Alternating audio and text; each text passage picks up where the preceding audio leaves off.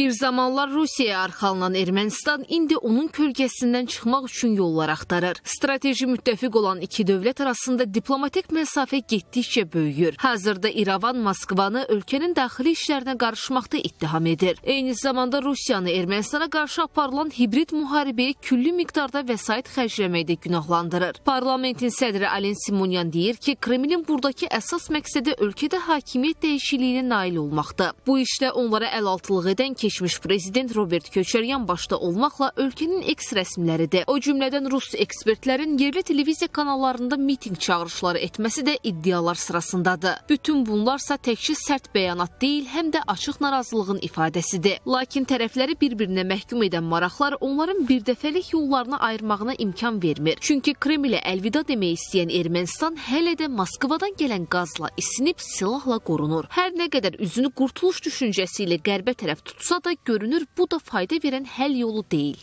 Rusiya-Ukrayna müharibəsi getdiyi bir anda Rusiya-Ermənistan münasibətləri də getdikcə gərginləşəcək. Çünki Paşinyan öz dest xəttindən, siyasi xəttindən əl çəkəsi deyil. Ona görə də onun yolu ancaq Rusiyadan aralanmaqdır.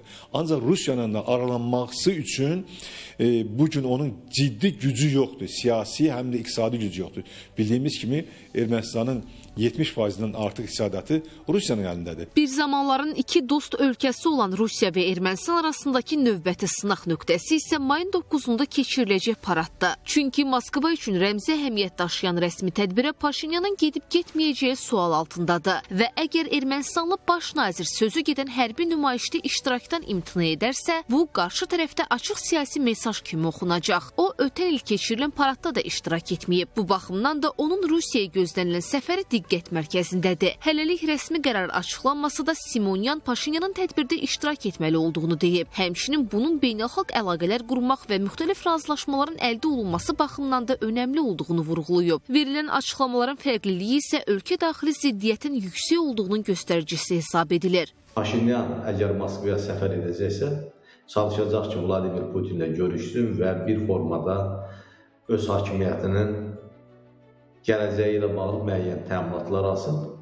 Amma buna nail olacaqmı? Əlbəttə bu kifayət qədər problematik bir məsələdir. Çünki Rusiya tərəfi daha çox birbaşa özündən asılı olan qüvvələrə istinad etməyə çalışacaq.